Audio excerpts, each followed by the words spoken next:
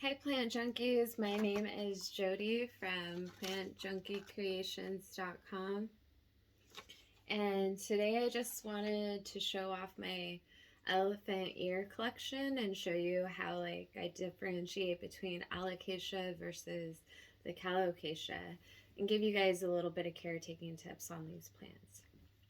With that being said, if you are new to gardening, indoor gardening, because my collection is indoors, I don't recommend this plant for you. They are a little tricky and they are finicky.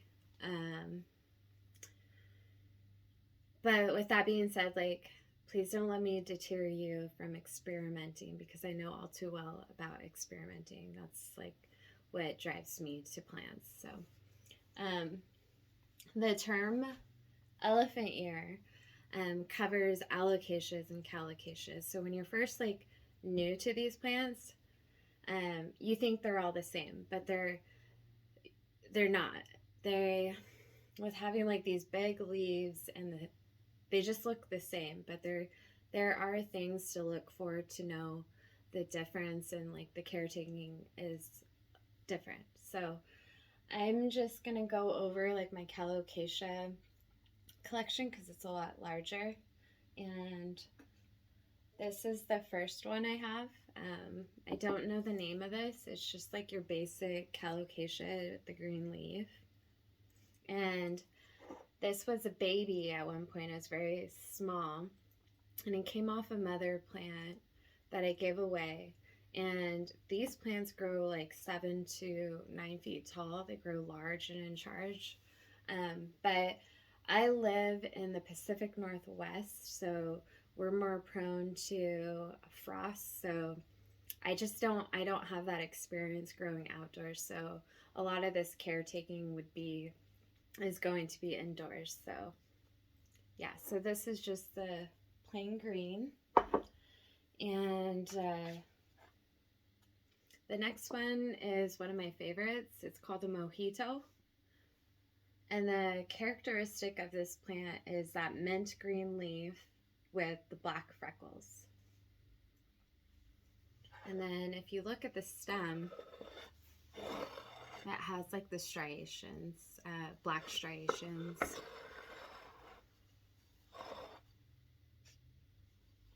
So that's the Mojito. And then this one is fairly new. There are a couple black ones, and I believe this one is called the Black Magic. And it has a green undertone. And the new leaves come out green with these dark purple veins underneath. It's really pretty.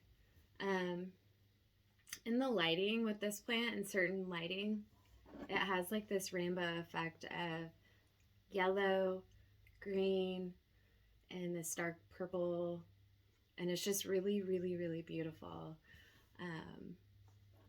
It's hard to describe. You would just have to own one to actually be able to see that. So that one's called the Black Magic. And then lastly, on my Calocasia collection is what you call an illustrious. And the characteristic is this green mint center with the green perimeter and the green veining with the purple filling in between. So this is a very new plant that it was originally one plant, but I separated them, and right now I'm currently acclimating this plant to this pot right now, waiting for it to grow new leaves so I can cut this ugly one off. I bought this on sale, 50% off, so I want to keep one for me and then sell one at my shop. Okay. Now, my alocasia, I only have one, and when I first started out, I was purchasing alocasias without myself even knowing anything about them. So I did kill a bunch of them, and now this one is my baby. I've killed one of these, the same one, but now I understand. So this one is called a Zabrina Alocasia, and the main characteristic of this one is this zebra print like stem. And it's very similar to what you call like a stingray alocasia as far as the leaf goes. Like they're the same shape, that very like narrow heart. So that's the alocasia. Now, as far as like being able to differentiate the two, there is like a wide variety of these plants. So you'll, as you collect or own them, like you get to like see them, right? The differences. So with an alocasia, the leaves are a lot thicker, I've noticed. They all have these very large leaves, but the leaves will be thicker. With all of the calocasias I've owned, the leaves are like paper. They're very, very thin, like almost like as thin as tissue paper would be. Whereas the alocasia is like more like colored construction paper. It's like pretty thick. It's more flexible. They're very like delicate. So as far as like the difference in caretaking these, the alocasias are more sensitive and more prone to root rot. So like when you're first starting out, you treat them the same because you'll do your research for like elephant ears, and you'll see that they grow in bogs and swamps. And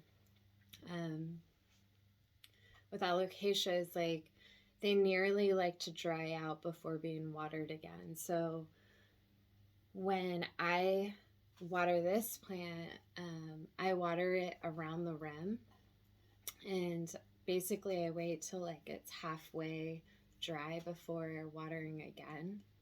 And I'll go to like my second knuckle, and if it's still wet, I won't water.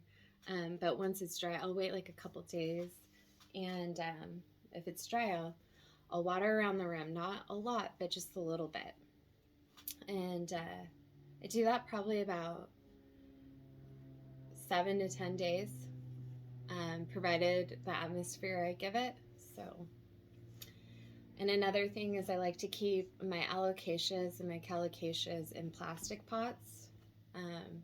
This terracotta pot is just like for decoration, just for the looks. With the calocasias, they are very different in their watering schedule. These like to stay more moist.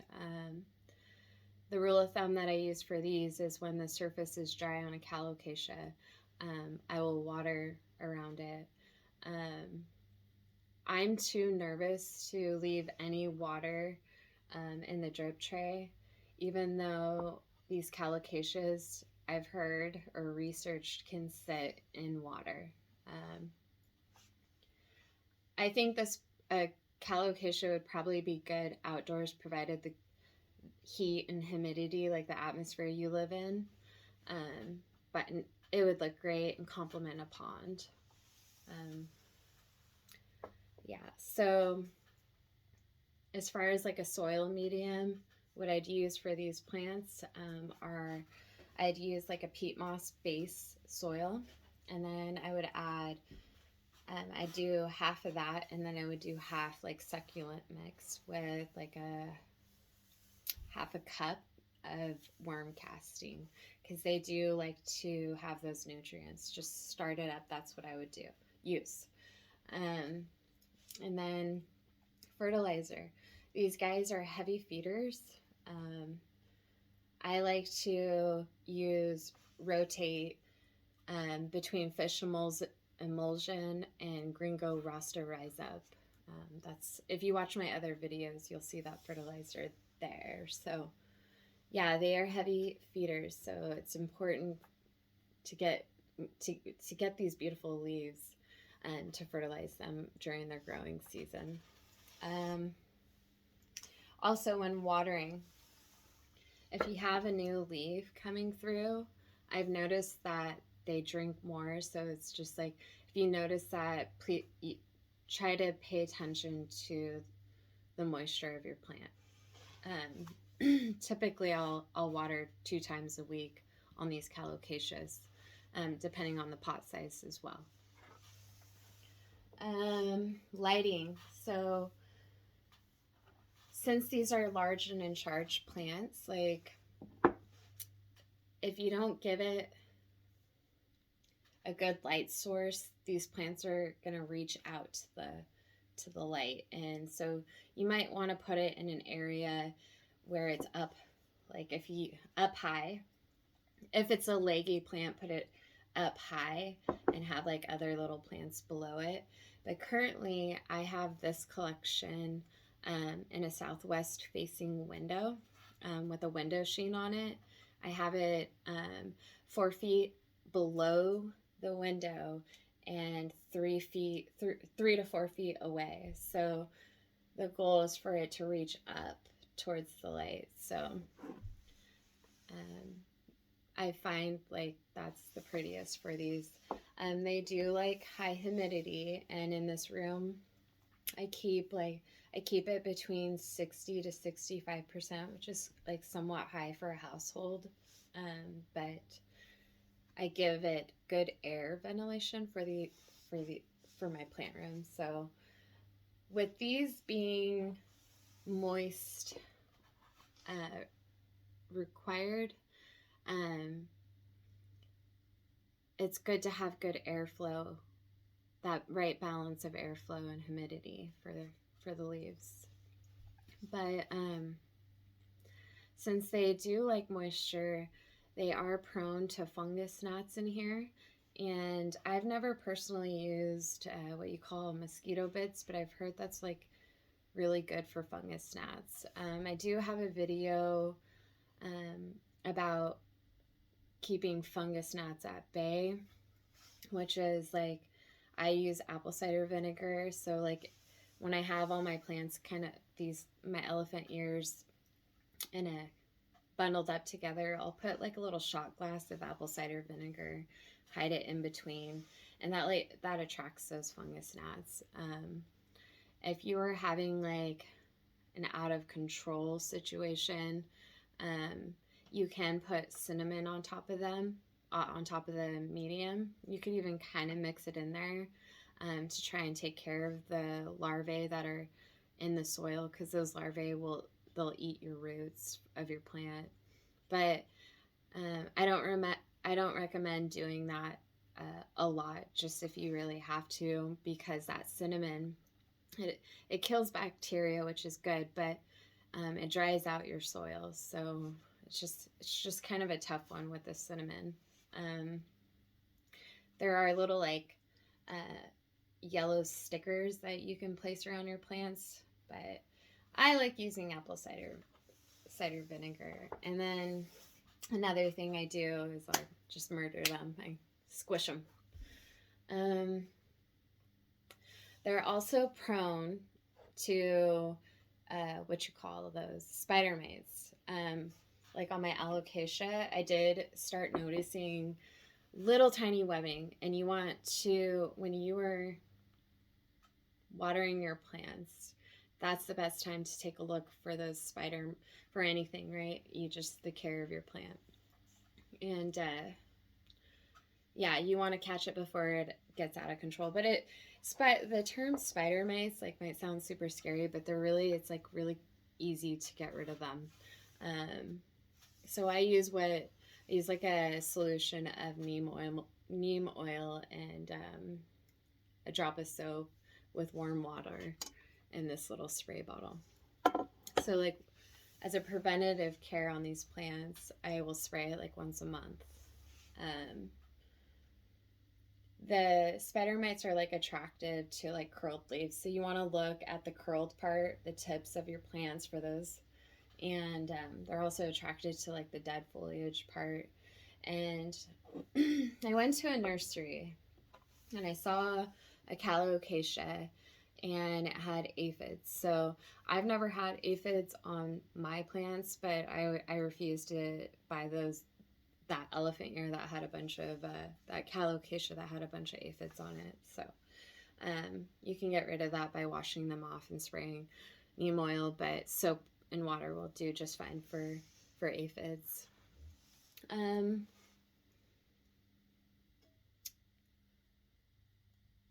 I think that is everything. I know I'm forgetting one thing, but oh well. If you guys have like any questions, you can message me at plantjunkiecreations.com. You could also message me on my Facebook or Instagram, Plant Junkie Creations. If you have like any suggestions on any other plants that you would like to know more about, I probably own it because I have so many plants. Gosh, I wish I could remember what I was going to say. But if you like this video, hit the like button, subscribe, get my name out there, and thank you for watching.